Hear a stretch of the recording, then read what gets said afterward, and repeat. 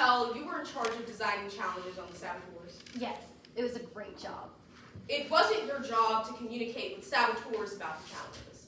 Well, they ended up performing in the challenges. But Ms. Patel, it wasn't your job to help them execute those sabotages. No, it wasn't. So you don't know what production told the saboteurs in regards to those sabotages. No, I didn't, but I was aware who the saboteurs were. You were aware that the challenges that you made were purposefully difficult. Exactly. It was my job. I had to make great TV, and we had to get our ratings up. I'd like to talk about the difficulty of that last challenge. Competitors had to do multiple steps in that last challenge. Exactly. They had an obstacle course on land, and then they would go to the lagoon for that water portion. That's right, they had to run over several miles. Yes. They had to jump over logs. Yes. There was a climbing portion. Yes, I outdid myself with this one, I've got to say. And Ms. Patel, you'd agree that someone at this point could get pretty exhausted, right? That is true, but this wasn't even the most strenuous challenge we've built, and all of these contestants had previously been on the show, so they were well aware of what kinds of challenges I would be designing. But that's a yes to my question, that in that last challenge, it could still be pretty strenuous. Absolutely. And then after that running portion, they had a diving challenge. Yes. No. You say that there are safety precautions in place for those challenges, Yes, exactly. and it's actually your job to give a safety briefing. It is. But on the day of that last challenge, you were running a little behind. I was. It was a super hectic morning. You know, final challenge, big day. And on that big day, you don't remember ever giving a safety briefing, right? Well, I'm not sure if it happened, but we always did one, so I'm sure it did happen. Well, is that a yes to my question that you specifically don't remember giving that safety briefing? No, I don't remember. You were also tasked with talking to competitors before they win those challenges, Yes, welfare checks. and you were tasked with clearing them before they competed to make sure they were all right. Yeah, 100%. Mr. Armstrong actually came up to you before that last challenge, though. Yes, he did. He told you that he was exhausted. Yes. Object, Your Honor, to hearsay. May I respond, Your Honor? You may. This was Rob Armstrong's then existing physical condition, Your Honor, which is an exception to hearsay. May I respond? You may. Your Honor, they haven't laid foundation for this to be the then existing physical condition or state of mind, as the exception actually states. May I respond, Your Honor? Yeah. Merely by Rob Armstrong saying that he was exhausted, that meets prong for laying foundation that he was, in fact, physically exhausted, Your Honor. The statement itself is that foundation.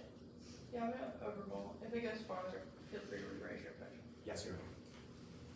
Ms. Patel, Rob Armstrong told you that he was exhausted before that challenge. Well, he demonstrated signs of exhaustion. He didn't necessarily tell me, but he also did tell me that he was fine to compete, and I wasn't going to hold back a competitor from that final challenge because he was tired.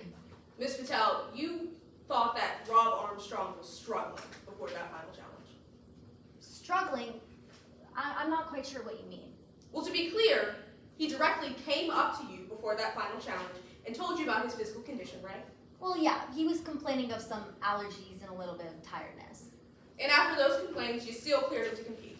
Well, yeah, I'm not going to stop someone from almost winning the prize for some exhaustion. Well, Ms. Patel, to be clear, Rob Armstrong did not win. No, he did not. I'd like to talk about that final challenge. You actually weren't on set during that diving part.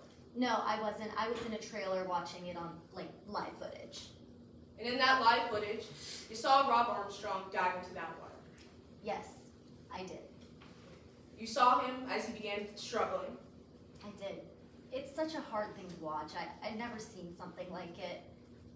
But yeah, You saw him as he ripped his mask off under the water. yes. To be clear, there were safety divers who were there on set. Yes, they were watching from a distance. I'm really not sure why they didn't dive sooner. I don't know what happened. But you are aware that they didn't dive in after he ripped his mask off under that water. Exactly, they didn't. It was really hard. I didn't know what to do. I tried to reach out to on-site personnel and no one was responding. Well, Ms. Patel, for a full minute after he ripped off that mask and was inhaling water, no one came to save him, right? Exactly. It took a couple more moments before they pulled him out of that water. Yes. And at that point, it was too late. It was. Rob was gone by then. Ms. Patel, you need Charlie Martin to get convicted today. Well, I'm not quite sure what you mean by that. To be clear, people are blaming you for what happened to Rob Armstrong. Well, they do say that the challenge was hard, and I guess I'm getting a lot of backlash online. It's not easy for me. I'm usually used to being pretty well liked. Ms. Patel, you also lost your job because of what happened to Rob Armstrong. I did. It's really hard. You know, I love shopping. I need a job. Does that answer my question that you lost your job because of what happened to Mr. Armstrong? Yes. You're living off of savings currently. Yes, I am. You think you could potentially be homeless soon. Yes, I'm about to get evicted in about a month. Ms. Patel, you think it's a possibility that if Charlie Martin's convicted for what happened to Rob Armstrong, maybe you could get your job back? Well, I believe so, yes. But also, I think it's really important that people are held accountable for their actions. And poisoning someone, that deserves to get the attention that it needs.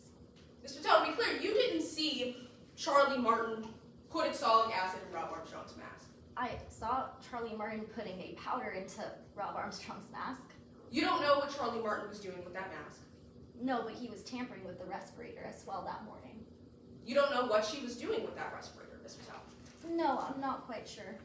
You never spoke to Charlie Martin to ask what she was doing. No, I didn't. It was a really crazy morning.